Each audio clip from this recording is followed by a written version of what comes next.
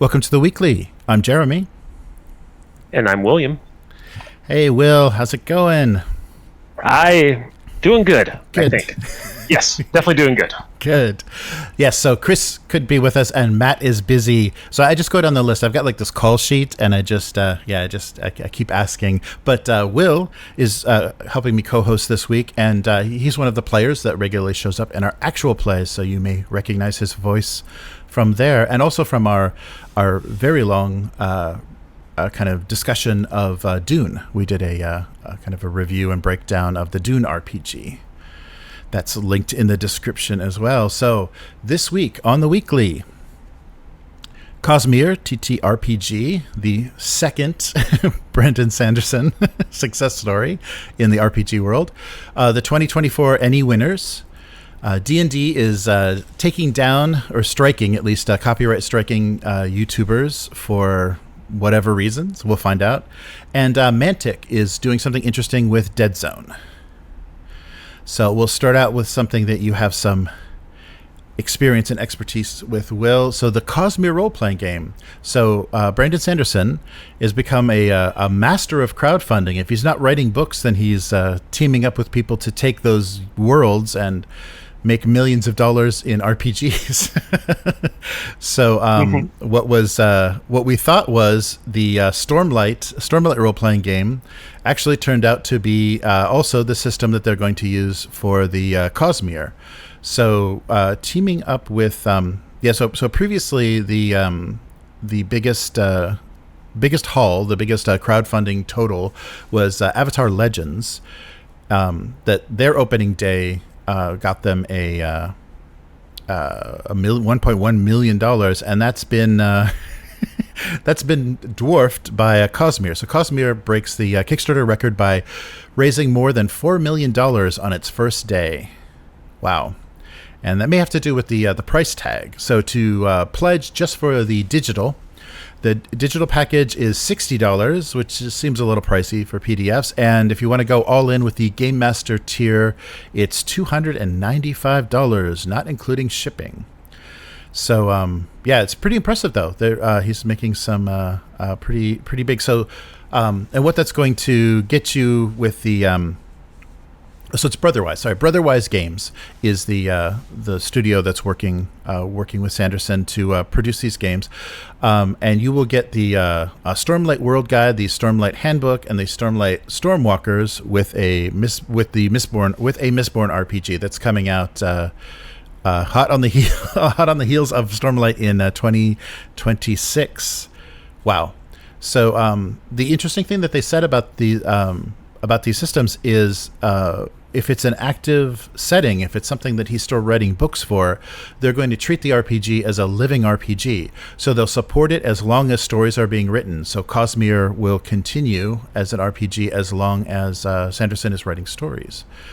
And so they talked a little bit. There was a live stream recently, and they talked a little bit about adapting the magic system from the books, and also how to make it a satisfying kind of 2D20 experience, but also have the narrative forward mechanics. So kind of putting story first. So what have you read, Will? What's your experience? It's funny because I'm usually one who isn't driven a whole lot by IP, as you probably can tell from our live plays, that I haven't watched any of the stuff, that I don't know anything about the worlds that we ever play in. But I have actually, I would say read, but really I have audiobooks. So I've listened to all the Out Stormlight stuff and all of the Mistborn, like the 2 trilogies, and a couple of his other short stories. So I've listened to quite a bit of his stuff. And I think, for me, the thing about this all is the fact that the person who's in charge of it, who's the creative behind it, Brandon Sanderson, is actually, he's not hands-on, but he's actually involved with with them doing stuff. It seems like they went to him and asked questions.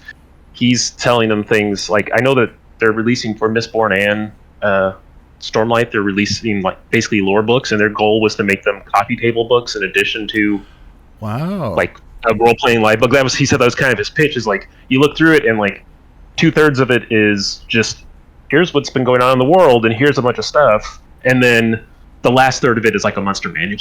But like, wow. like one of their goals was to actually make the books be like the definitive kind of, hey, I want a Brandon Sanderson lore book. This is what they wanted to do with it. Mm-hmm. And yeah, the fact that it does look like, yeah, because I know that the 5th Stormlight book's coming out. I mean, he's done it. It's in kind of printing right now or whatever it is, but I know it's coming out either right soon or very soon. And it's also supposed to be kind of the end of like an arc. So it makes sense that this is right now when they release the Stormlight book, because it's going to basically catch all the way up to there. But as someone who's been watching them talk about stuff, and the people at was it Brotherwise? The people at Brotherwise talking, yeah, I mean, there's I'm stammering. I'm so excited. The campaign that's coming along with it is something that Brandon Sanderson co-wrote. That's supposed to be taking place from basically it's some events that happen in the first book behind the scenes and lead all the way up into something that's a big event that happens in the 5th book. I don't even know what it's supposed to be, but basically it's like your characters are going to be the ones who trigger something in the story type of thing. He's like, of course you probably won't do it the way, you know, I have it set up, but that's fine. I'll never see it, is what kind of he has said. But you know, but it just seems cool that they actually have. You know, I go back to like all the West End, like Star Wars stuff, all the stuff that was made a long time ago, and it's like George Lucas wasn't really involved with that stuff, to my knowledge, right? This is actually the guy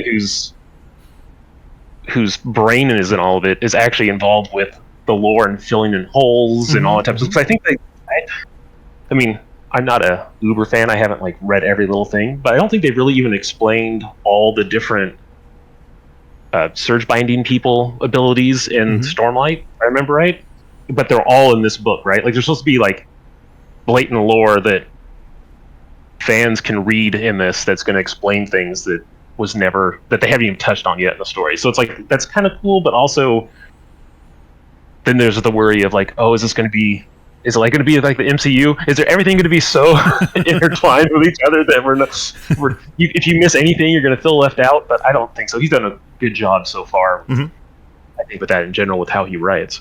But yeah, I mean, I think that they're doing some interesting stuff with on the business end of it, on the narrative end of it, and I think even the mechanics are just different enough that interesting. It doesn't feel like a D&D 5e clone to me, right? When I see this stuff, I don't know.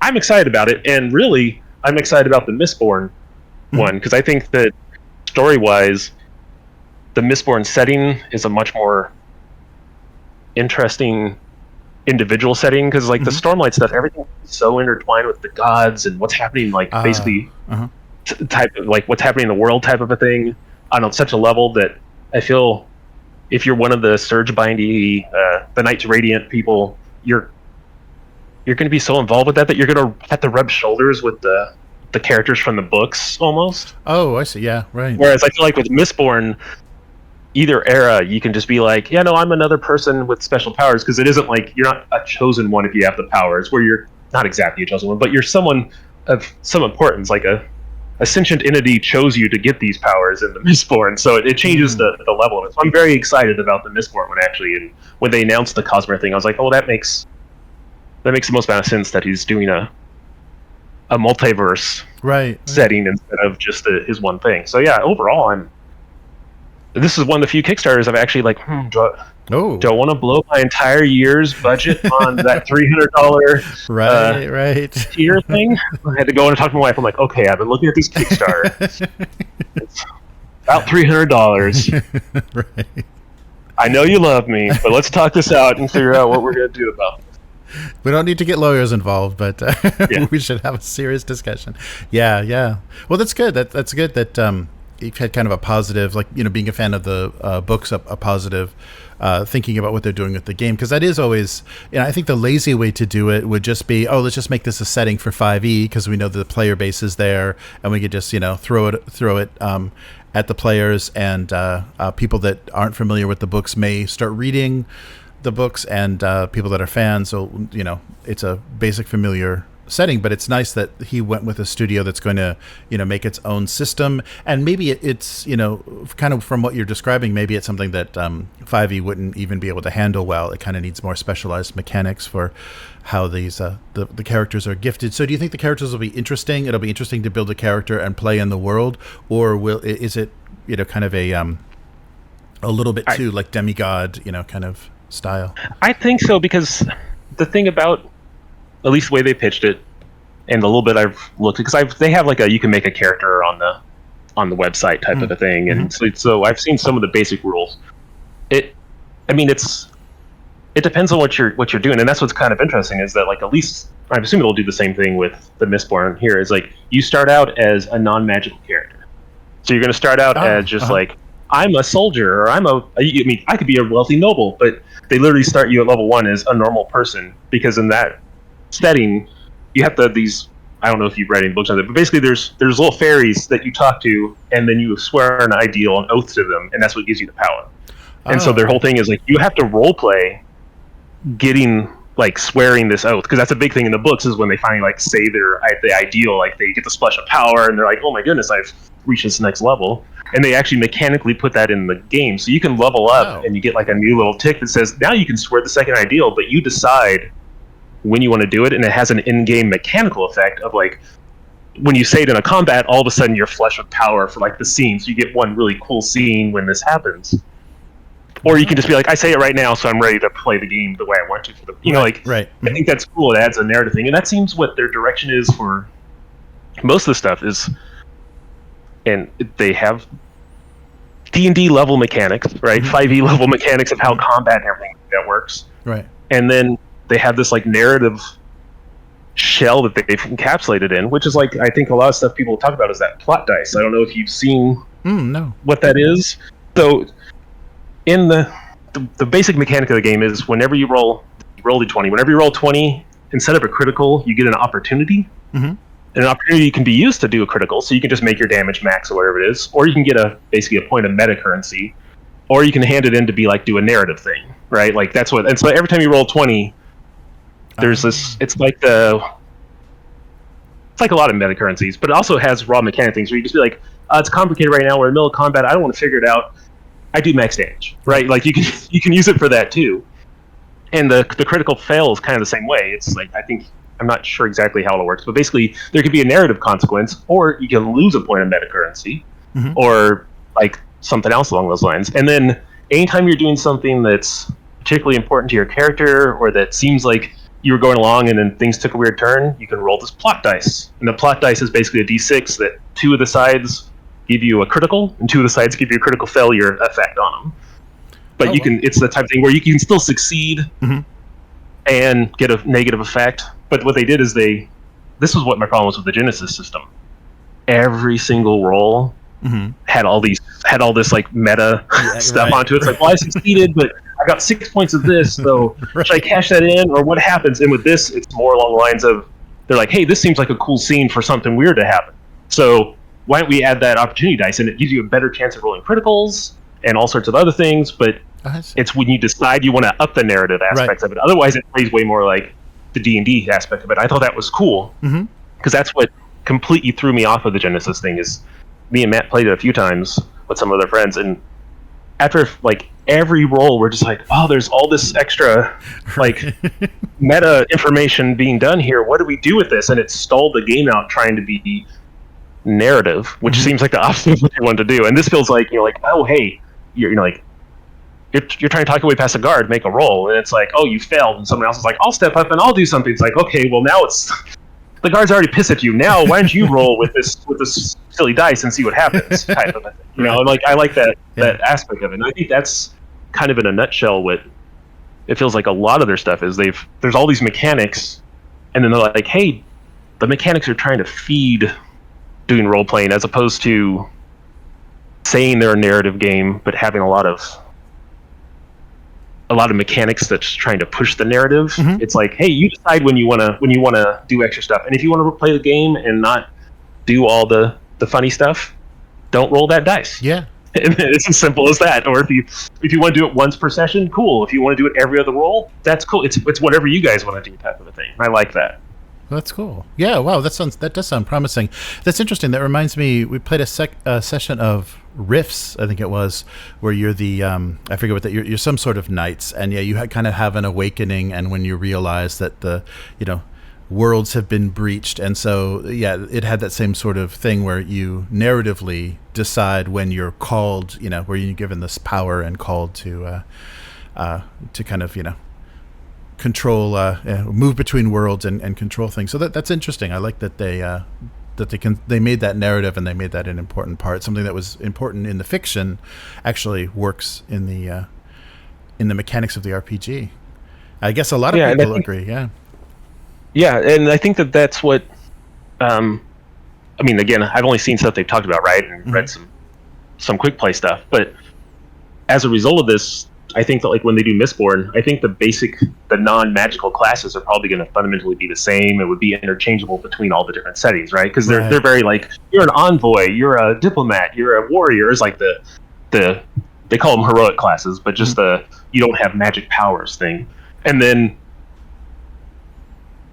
if you're playing Mistborn, then you could choose to level up into being a Mistling or whatever it is and get some powers, or you can just be a normal dude running around with all these like superhero type guys if you want. And I think that they're like, they'll have more crazy supernatural power, but I feel like from what they pitched and from the little bit I've seen, that you're not going to be like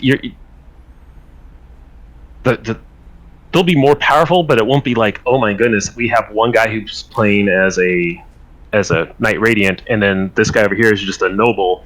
He can't even do anything. It's like, no, there's definitely some stuff. This guy has some cool magic abilities, but like it's not going to completely overshadow everything, which I think is what they kind of said, like their worry is that there's a couple characters in the books who, like, it's kind of funny in the Stormlight Archives, it seems like everybody becomes a Knight Radiant basically in the books, it seems like, except for one guy, Adolin, who's like the amazing duelist prince. Like, he would be the protagonist in most stories, but he's like the love interest in this one because of everyone else is being crazy, and he's having a crisis through the whole thing. So he's just like, I was the most awesome guy ever, I was this amazing duelist and this great warrior and everything, and now like everyone can fly and shoot energy and I'm a duelist, right? But like he's still hanging out and trying to participate. And it's like, I think having that be an option in the game is cool, and I could definitely see, like, the way Matt likes to play stuff, I would definitely see me being a Knight Radiant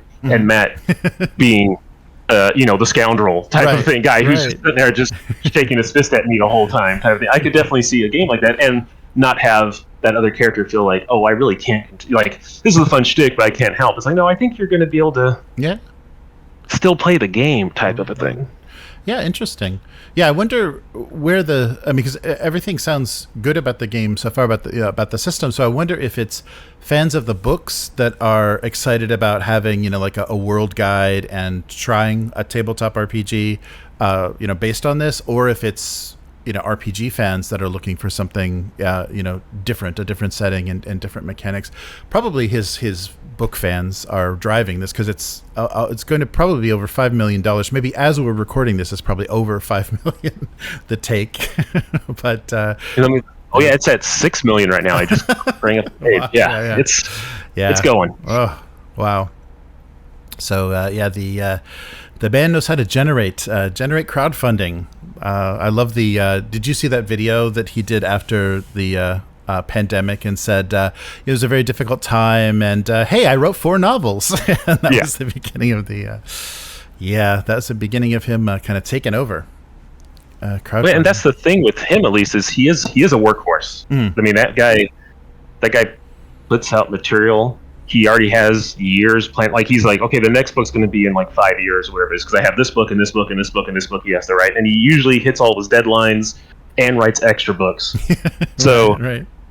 Yeah, like it's impressive, and I think that's why this is again so interesting to me. Is there was a Mistborn RPG-ish game that came out a little while ago, and like actually, in one of the interviews I was watching with him, they're talking about part of the thing of why they didn't announce originally that it was going to be a Cosmere RPG is they were waiting for that license to elapse, right? And then they also were like, "Hey guys, is it cool that we're like, and they kind of checked in with that company and were like, hey, we're going to be making a Mistborn RPG and it's going to directly compete with what all the stuff that we just did. Is that cool? And like kind of waited for like their kind of approval and being cool with everything, because it seems like overall he's trying to do ethical publishing and everything. So it seems like that's an important thing. Yeah, that's at least outwardly that he's working on. Right. Yeah, I think we mentioned that in a previous episode that they were in touch with the company. There is a previous Mistborn RPG, and then they the company put it on sale, and basically this the development of these new games brought some attention to that, so they made some sales before the end of the before the license lapsed, and that's cool. Yeah, so it was done very in a very kind way. It wasn't like someone just stepping on toes or revoking licenses, just to make the money.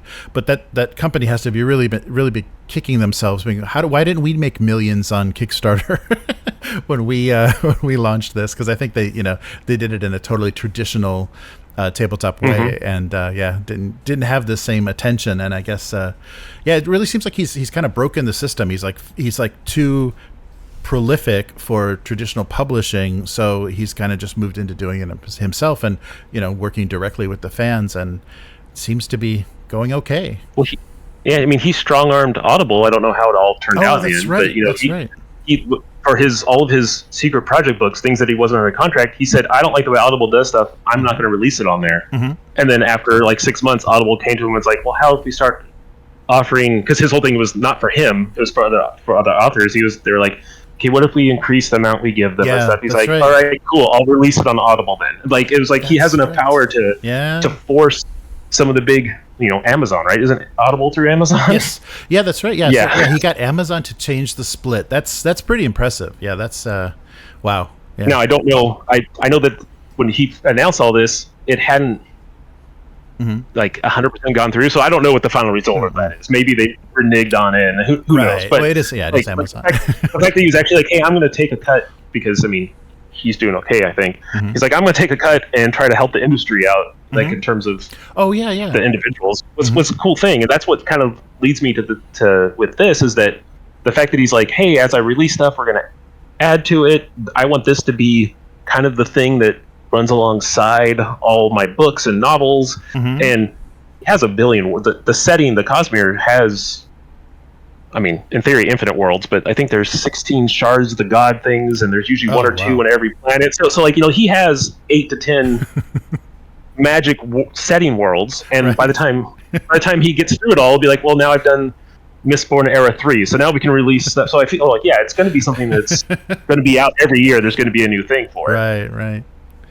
Wow. Which can be cool and can lead to burnout, but it depends on how they handle it. And so far, it seems like he really knows how to walk that razor's edge to keep people incredibly interested without overdoing it. And he's also very much like the type that when you see him talk about stuff, he's like, this is, like the crazy leather bound yakety schmack. He's like, you don't need to buy these. These are really expensive. And for the crazy fan, just go buy the paperback.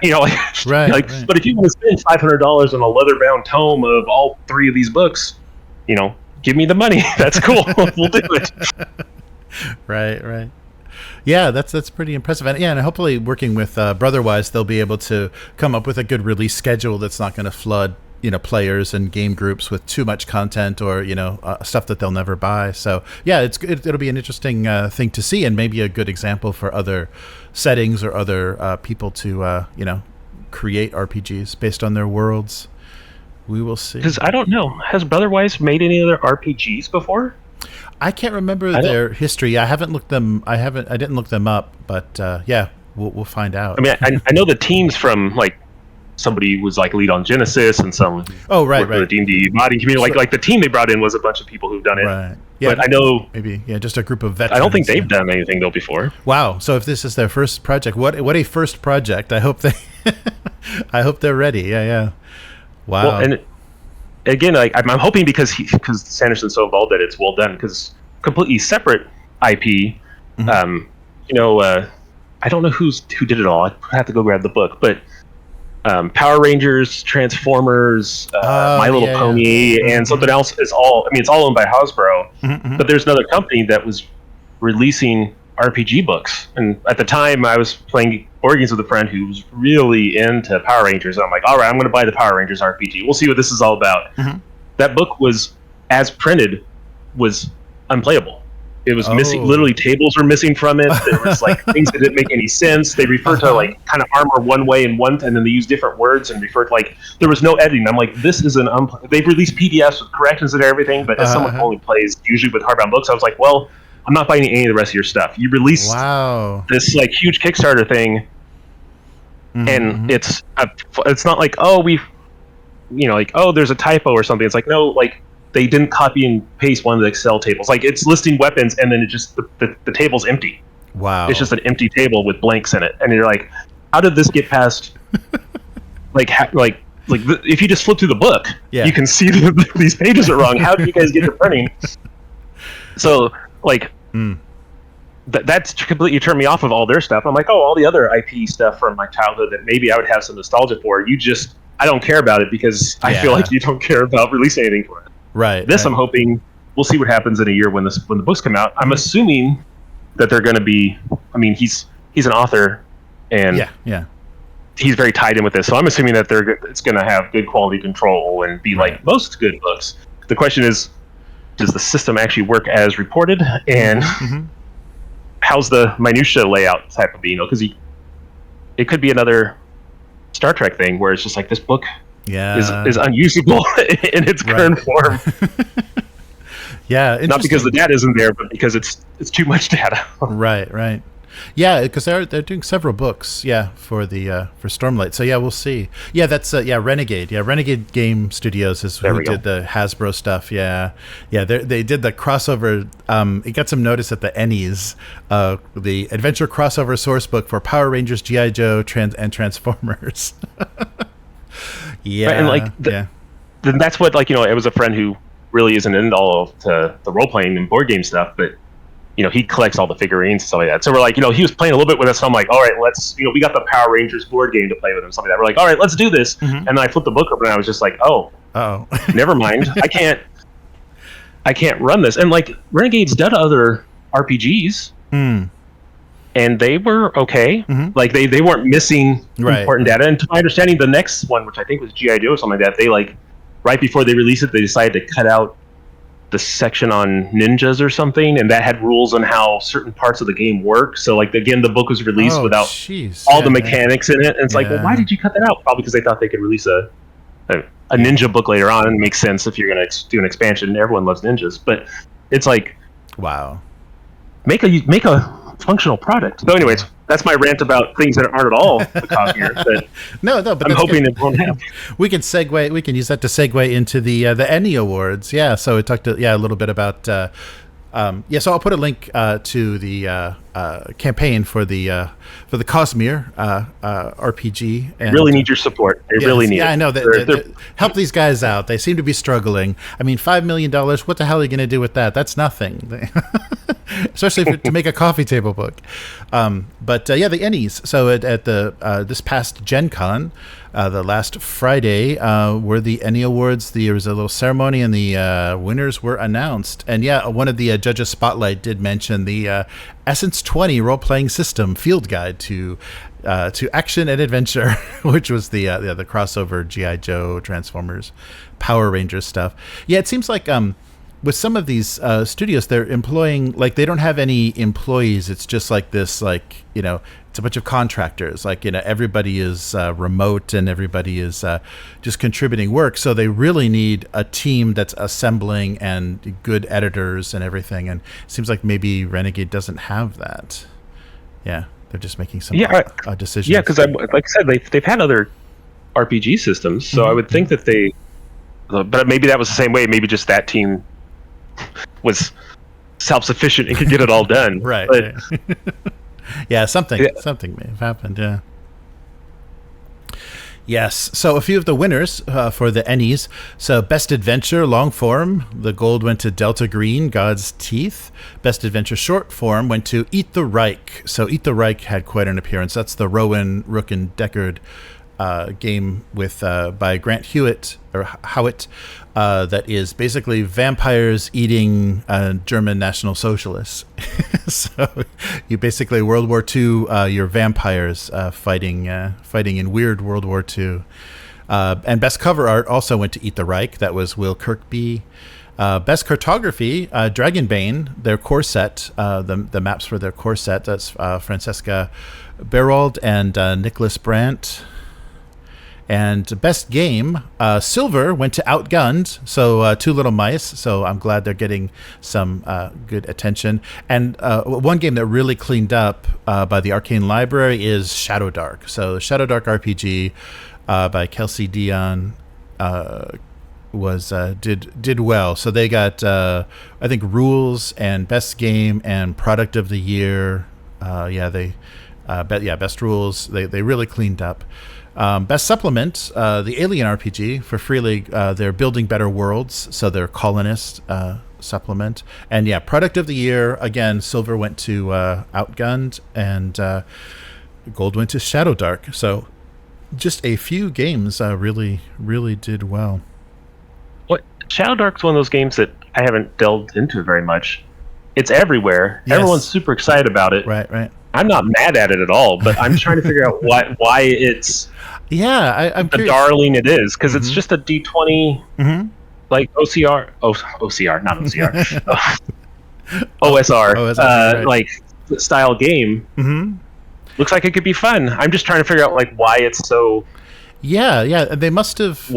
They must have just like touched on all the right things. They got the grim dark thing going, and because the criticisms I've heard of it is the magic is very deadly. So at very low levels, you can kill casters very easily. You've got like a 12% and up to like 20% chance of killing your magic user at all levels, but especially at low levels. So it seems to be difficult to really get in there. But I haven't had met anybody that's really gushing about it. So I'm not sure what exactly the big attraction is, and I'm not sure. Is it the OSR crowd that's supporting it then? I think so. I think they went all in hard as this is our game, and they must have just done everything right. They probably just touched on everything, just the way it's rules light enough, and it's whatever what they did was satisfying, I think.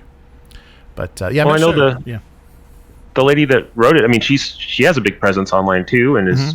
Been involved with things, and I mean she has some lineage of playing with Gygax or those types of like back in that might be years ago type of thing, and like it seems like she's very much like it's interesting because she's very modern sensibilities but with OSR stuff, so maybe that's it too. Maybe like it's finding the right balance of new, just the right mix in with the old to make it make everyone or the right group happy type of a thing. I think so. So it probably was like the personality involved, and they're kind of like how they interpreted it. So I want to I didn't back Shadow Dark, so I'm curious once it's all out to see how well it's sustained, how it because it's definitely cleaning up with the awards, so we'll see how much people are actually going to be playing it.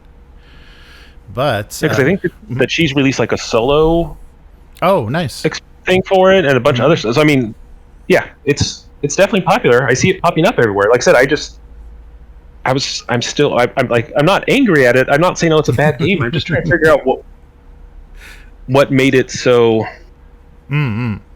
so huge for what it was, right? And that's just like it's like, well, good on him, but why, I wonder. I guess is where I'm at. Right. I need to I'll watch a little bit more about it and actually get a copy of the rules and see what because there is so much good OSR stuff out there. It's amazing that something could distinguish itself. So maybe the pedigree plus just what they got rid of and what they included makes it just about right. But how about another game that nobody is talking about in very positive ways yet?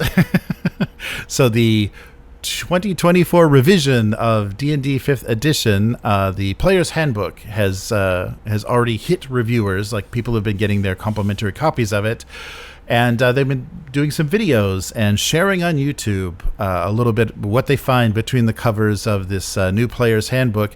And then Wizards of the Coast decides to give them copyright strikes on their channels because their unclear moratorium of like what could be said and could not be said, basically the review embargo, which expired on August 1st, should have made it clear that anybody can, talk about anything now because it's kind of out in the wild, but not for Wizards of the Coast. So a few of the bigger D&D YouTubers got hit with copyright strikes, and on YouTube, 3 strikes and your channel's gone. So yeah, that's not great. After 3 strikes, you can have your channel terminated just automatically by YouTube. But there's also a kind of appeals process. So, for example, Nerd Immersion showed off the table of contents and was taken down. They shouldn't have done that. Nope, that was a mistake.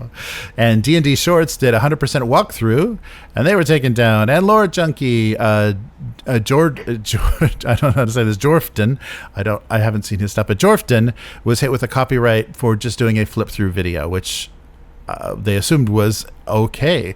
And Jorfton said on social media, despite fulfilling Wizards D&D's request for the flip-through video, I was issued a copyright strike from my channel. 3 strikes terminates my channel. I don't think I'm going over the 2024 Player's Handbook. I don't think it's worth going over it, losing my channel that I've been working on since 2017. Yeah, I don't think it's worth anybody losing their channel. So Mike Shea, the sly flourish of the Lazy DM Guides, had to blur the pages of his video. Like there was some racy content. So he did a flip through and then ended up blurring the pages on the video so that it didn't get the strike. So this does really sour the this release if they're going to be so strict about this. I mean, this is the same company that, of course, called in the Pinkertons when somebody had magic cards they weren't supposed to have. So, they jumped the gun a little bit. I don't think there's good communication between the departments of the legal department and upholding their licenses, and there's some pretty trigger happy lawyers, I think, working for I think that's what it is. I think it's a corporation that's pushing a small branch of it to either pay big or get out. Mm-hmm. And then they also are still handling everything the way they handle things 20 years ago, 50 years ago, not realizing that that's not how at least this specific brand operates. Yeah. I mean, D&D is what it is mostly because of its internet presence right now, right? It's right. I mean, there's a ton of people that release daily, if not weekly, if not daily, YouTube videos talking about D&D. Yeah. And it's that's what, I mean, you can argue the Critical Role, and people say Stranger Things, and everything else that's going on with it, but it still isn't its own beast that doesn't need anything. It's still standing on top of all this other stuff, and I'm still confused on why people I'm not the one who's incredibly furious about the whole OGL and all the other stuff. I think they were dumb, and I've soured on them. But I understand that it's a catch. It's a YouTube catch, right? There's people who have over the last 10 years made probably an okay living, if not a good living, or maybe just a scrape by living, just flipping through D&D books and talking about weird mechanics and stuff, right? I mean, there's so many channels that are just hey, if you do this and this, and you cast this cantrip, and you do this thing, look what happens. And that's literally what their entire channel is, right? And it's that. Sometimes that's amusing to watch. After a while, I get bored with it, but it's fun to watch. It's someone super excited about some hilarious rules example. It's all right, that's great. But that's what. It's it's 1,000 of those people that's fueling the current D&D thing. So it's a corporation that doesn't understand its thing and probably doesn't even realize. I don't know if the arm that did these copyright strikes is even aware of the controversy around the fact that they did the copyright strikes, right? Are they? the people who sent the Pinkertons, do they even know that Magic people are upset about that? Right. Are Magic people that's the other thing, are Magic people still upset about that? Like, we're also just like, everyone's outraged, but the sales are people are still buying all the books and doing everything. Yeah, no, so it's kind of like, well, if you're gonna keep messing with the lion, you know, like that it's the Scorpion and the Frog thing, right? Like, you're like, oh, that is your nature. Okay, well, why do I keep letting you sting me? Right. No, you can't ride on my back. Get off of me. You know, like. Yeah, and if all of this bad press hasn't affected their stock prices or their profits, it doesn't matter. Yeah, they're not going to change. So it's a very funny situation, because these are the cheerleaders. These are the people that are promoting their stuff, and they're doing it in an honest way. They're not. I mean, they're obviously being supported. They're given materials and things early. And maybe not understanding the nature of social media, and especially a platform like YouTube, where you want to be the first one out there. The first one to release a video makes the money. And so there is a race, and people are going to literally, you tell them a date, and they're going to be at 12:01, 1 minute after midnight, they're going to be releasing their video. They don't understand maybe the nature of how people are promoting things. And it's very funny. I don't think they understand, or maybe they don't care, because there's probably people waiting, people that are probably much easier to pay off, that would much more willing to be shills for Wizards, are waiting in the wings, and some of the people that have a more honest opinion of the stuff that they're releasing. They don't care. But well, yeah, and even like I think it's the D&D Shorts guy. Mm-hmm. He made a video like saying, "Hey, I want you guys to know they sent me the 2024 Player's Handbook. I don't think it's right because they gave this to me. I don't want you to think that I'm trying to make money off of it. So all money I make for these next few videos is going to charity, right? So like literally, even like the copyright strike for him making money was just money he was for those videos was going directly to charity, because he felt like he wanted to present himself in a way that people would believe he was being authentic. And it's like, wow, you guys, even at this point, they're not even, it's not like, you can't even say like he was trying to take advantage of them in that way, because he was already passing the money on to somebody else. So yeah, it's just interesting. Yeah. And I don't think it's anybody who's actually involved with the actual, like, it's people at Wizards, but I don't think it's the people who are actually doing the D&D stuff, right? Like, that's the thing, is I don't think those guys have any connection to any of this, and they have to just sit there and smile and be like, no man, this is a really fun game and we're really having fun making it, even though just don't talk about it before the date. Or after it. Or after, when you're supposed to. Yeah, and it was somebody showed an example of the email they got from Wizards of the Coast to kind of clarify what they can and can't do, what they can and can't show, and when. And they gave them a completely incoherent answer that, it was just like, okay, that doesn't answer any of my questions, doesn't solve anything. I'm still, hanging out here waiting for a, copyright strike. And it's funny that, it's not a cease and desist, it's a strike on your channel. So it's a much more, serious thing for the on the YouTube platform, where even if you comply, it's already there. But fortunately, the strikes have been resolved. Jorfton, his copyright strike was cleared up, so it was released, and so he doesn't have that strike hanging over his head. And Mike Shea, the Sly Flourish, did say on social media, so talked about, he's the one that blurred the pages. He said, yes, it's complete bullshit, but we must all do our part to ensure a $4 billion company maximizes its shareholder value. So yeah, people are very pissed off that they can't participate in the new release of this game that they enjoy and not feel that cold corporate, fingers clutching.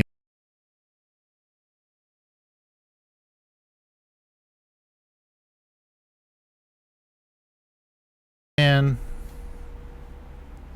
and it just came back. And maybe we're back. I might have to. Yep, it's going again. Oh. Okay. What's going on? Sorry. Well, moving on. If you can hear us, let's see. Yeah, I'm still. Let me move up. Oh yeah, it's frozen. Moving. It's funny. The TV's playing because that's on top, but the video feed of you is frozen. So maybe on my camera. Okay, yeah, maybe on my camera. Let me turn on and off the camera. But yes. So I may be out. So anyhow, so we still got audio. So let's continue here. Okay. The next thing on our list to talk about. The last thing I wanted to mention that I thought was very cool. Oh, there we go. I think I'm back.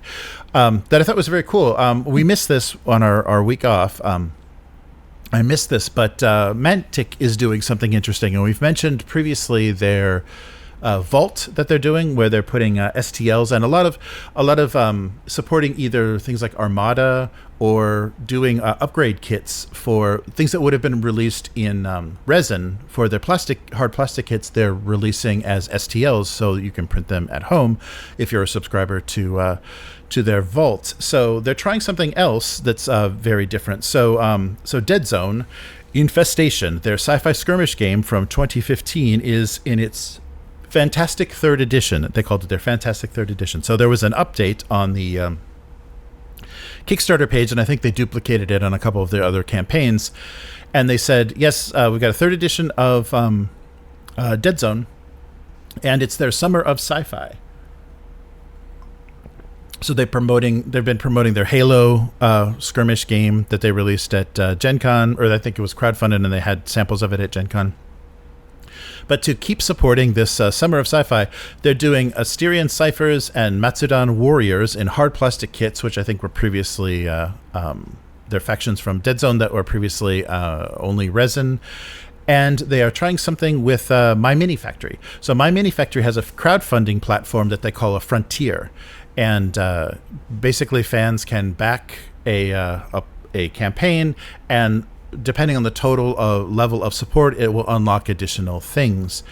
So they're welcoming fans to try 3D printing. So all of the new sculpts that I think will also be released on their Vault platform, probably kind of in monthly releases, are going to be available as kind of pledge levels on Frontier. So Frontier is similar. So they call stretch goals milestones. So they'll have milestones, and as the total amount of support reaches things, they will release different ranges. So you'll have fast access to miniatures if you can 3D print them, and a lot of freebies. So they'll be giving you rules and things. But this, in no way is going to take away from what they're going to do. They're still printing physical kits and the new factions in hard plastic for Deadzone, but this is a way to get them early.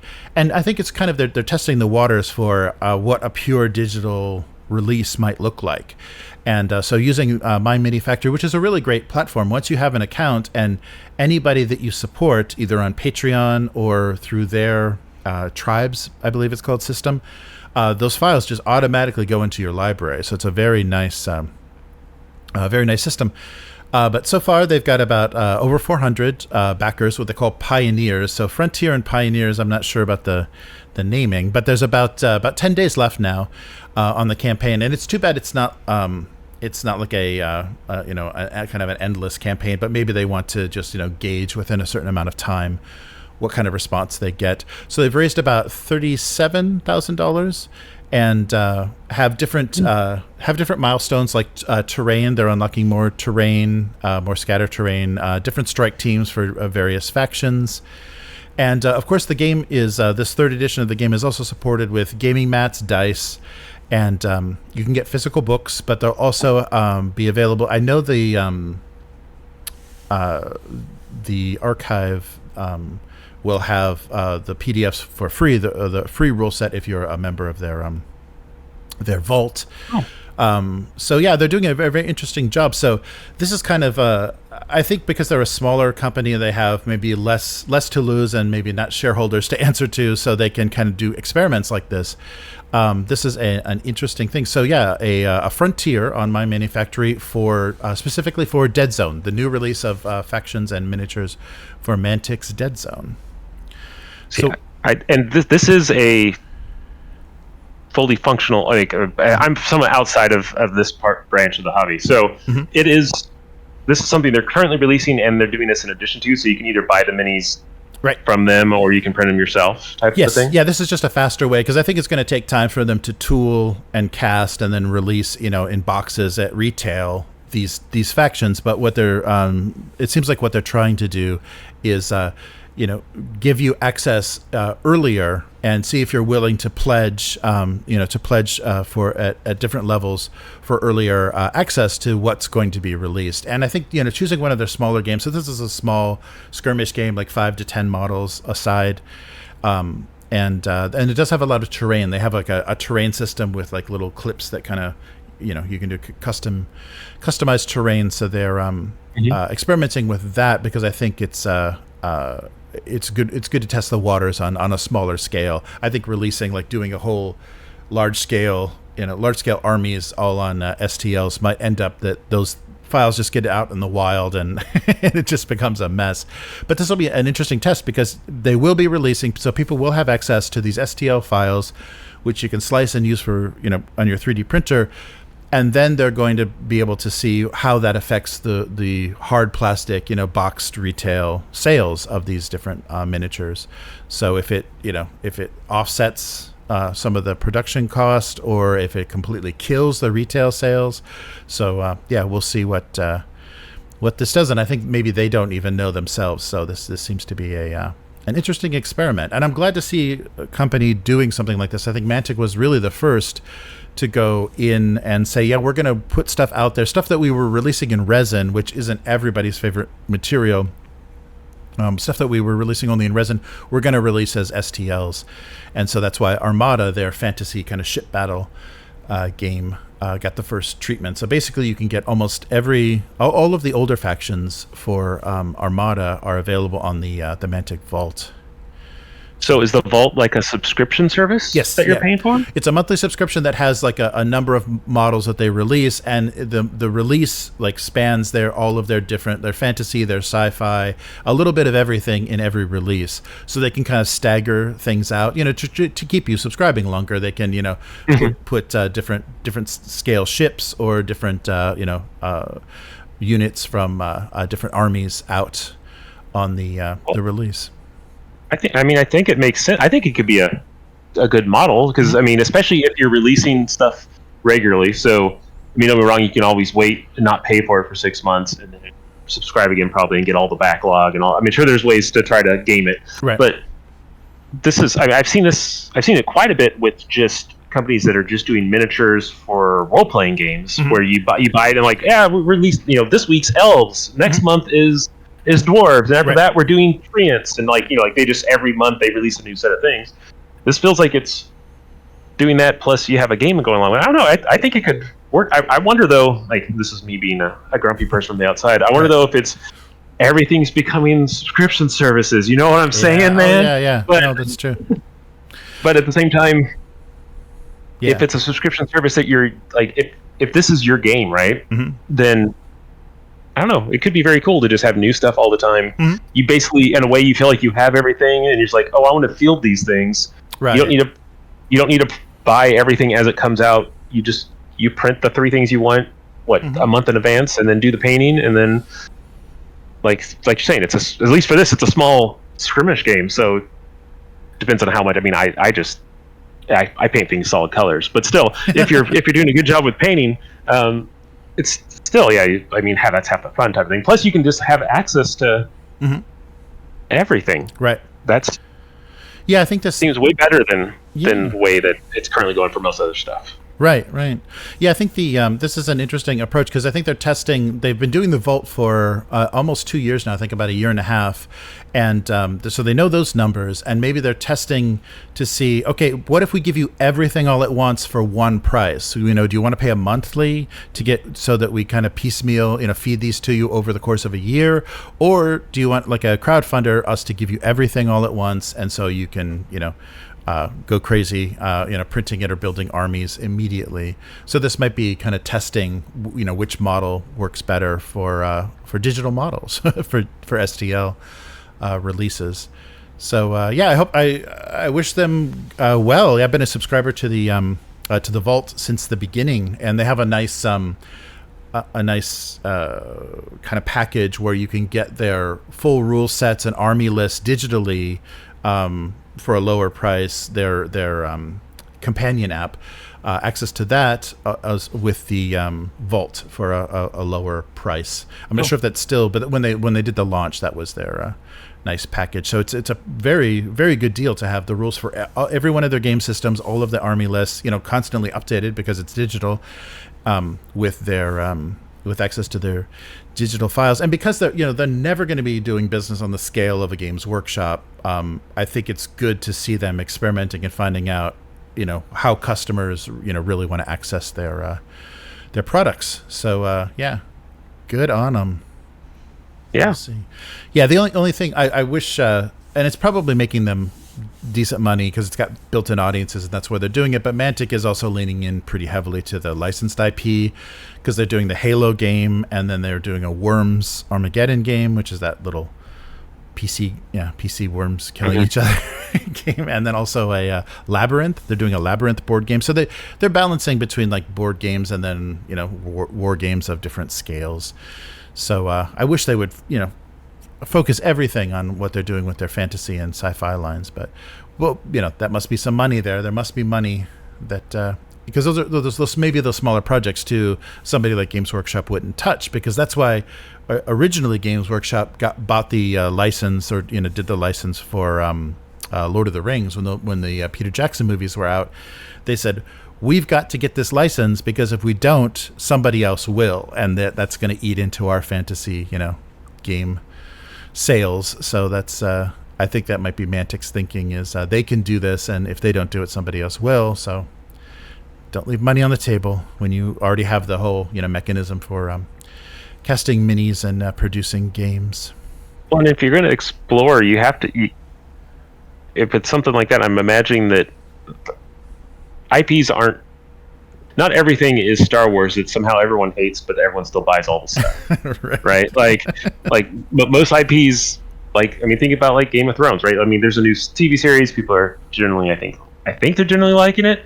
But think of what it was, at season 5 of the show, and then think about it like at the end of the show, shortened season 8. Yeah, right.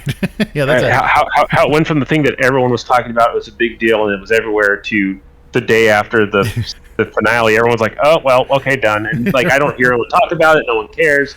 Yep. I don't think that most IPs can survive things, so it makes sense if you have stuff that's kind of smaller and you're not sure and it has a loyal fan base to be like, well, this is the one to try it out with, because we only have 1,000, 100, 10,000. I don't know what the base is for anything, but these people, and they're interested in a thing, and we probably have a direct line with them, so we can very easily read with this small group of people how they feel, and we can test that out for something that maybe you don't want to burn. You don't want to buy a Lord of the Rings or even a Star Wars or anything like that, and then turn around and do some weird approach with it and have it collapse, and you've paid some ridiculous figures of money to have access to it. So, right. Yeah. Nope. Yeah, that's true. That is true. Yeah, but we'll see. We'll see if this succeeds, and it'll be good. It'll be good to have high quality, an established game with a decent rule set, and being able to print your own minis. We'll see what that does to the market. Because shipping things now, having to do distribution and maintain inventory and stuff, sounds like it's a lot more expensive than it used to be. So, that's going to do it for this week. So, Will, thank you so much for co-hosting. Is there anything that you would like people to know about? Anything that's out there? You have anything on drive-through, or any stuff you want people to read? Social media? Anything? No. You know what? I don't do any social media except for, none. And then I haven't made anything to drive through. No, I have nothing to promote. I'm here just for the love of the game. Oh my God! Well, thank you. Well, I appreciate your perspective on the Cosmere, because I wasn't as familiar with it. So I'm glad to hear. Glad to hear another opinion. And if you'd like to hear Will, he will be one of the player characters on the Vaesen RPG actual play that we'll be releasing over this next week. So exciting Axel and Nils' exciting adventures in the in mythic Scandinavia of the 19th century. And I just completed the live stream for my cartoon. So Abuse Cartoons is something I do, and that the live stream shows up on this channel, and as well as the Abuse Cartoons channel on YouTube and Twitch. And it's where I, excuse me, draw my cartoon and just chat and eat snacks from Japanese convenience stores and all that good stuff. So you can find that on Abuse Cartoons, but if you subscribe to this channel as well, you'll get a notice when that goes up. And so it's a longer live stream that just happens once a month. So August just finished, so look forward to September. But if you like what we're doing here on the weekly, consider becoming a weekling.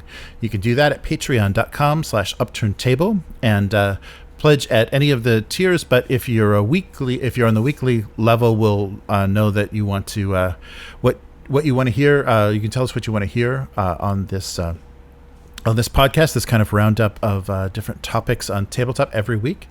And so we'll be back again next week. Upturntable.com is where you can find everything that we're doing. We're releasing actual plays. And as I told some of the patrons, kind of promising them different ways to listen to the actual plays, I'll be releasing just the audio onto our basic RSS, our podcast RSS feed. So you'll be able to hear that on Spotify or Apple Podcasts or wherever you do. And I'll do those in larger chunks, because the thing that I didn't want to do with the episodes, I don't mind, on YouTube kind of releasing things daily. But when you release too many things at once on an RSS feed, it kind of clutters it up a bit.